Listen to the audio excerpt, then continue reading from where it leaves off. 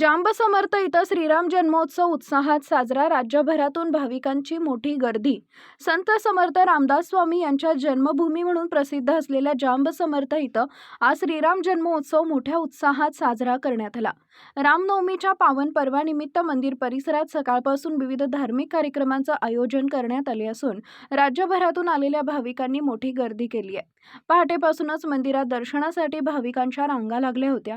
कीर्तन, प्रवचन, भजन, विशेष पूजा अर्चा तसेच महाआरती यांसारखे कार्यक्रम भक्तिभावानं पार पडले। श्रीराम जय राम जय जय राम या जयघोषानं संपूर्ण परिसर दुमदुमून गेला होता।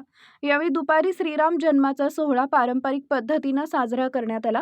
दुपारच्या सुमारास जन्मोत्सवाचा मुख्य कार्यक्रम पार पडताच मंदिर परिसरात भक्तांचा उत्साह शिगेला पोहोचला। अनेक भाविकांनी कुटुंबासह उपस्थित राहून श्रीरामासह समर्थ रामदास स्वामी यांचे दर्शन घेतले।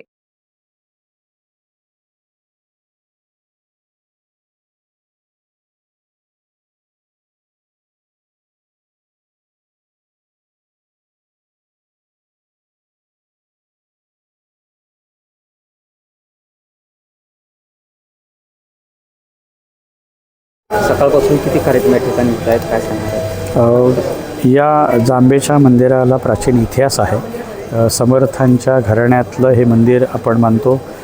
समर्थांच्या आधी 22 पिढ्या या ठिकाणी या मंदिराची स्थापना झाली आणि समर्थांच्या आधी 22 पिढ्या आणि समर्थांच्या नंतर आज 11 पिढ्या, जवळपास 33 पिढ्यांपासून या रामरायाचा उत्सव रामोपासना आणि सूर्योपासना या ठिकाणी चालू आहे।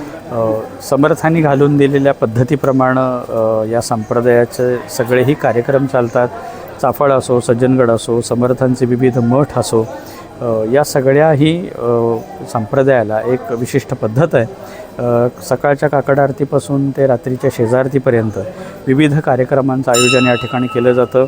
यात प्रामुख्याने रामरायाची पूजा आहे, पवमानाचा अभिषेक आहे, गावामध्ये नित्य पालखी आहे। या पालखीचेही मानकरी आहेत। कोणी छत्र धरावं, कोणी चामर धरावी, कोणी पालखी घ्यावी, सगळेही मान या ठिकाणी साजरे होतात आणि ही मानकरी अतिशय श्रद्धेने हे मान घेऊन ह्या पालखीचा उत्सव हा सकाळ आणि संध्याकाळ 10 दिवस या ठिकाणी चालतो।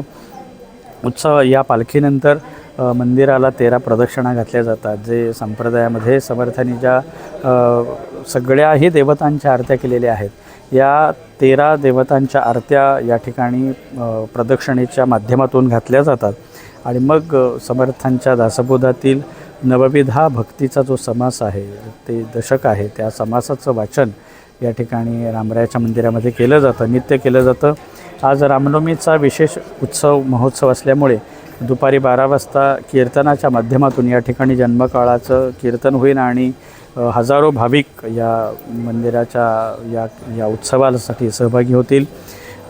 या उत्सवाची व्यवस्था उत्तम पद्धतीने लागावी या म्हणून बैठक माध्यमातून हजारो स्वयंसेवक या ठिकाणी आले आहेत। यात प्रामुख्याने जळगाव आणि छत्रपती संभाजीनगर या 2 जिल्ह्यातील जवळपास 500 ते 1000 मंडळी या मंदिराच्या आणि या गावातील उत्सवाच्या व्यवस्थेसाठी आली आहेत।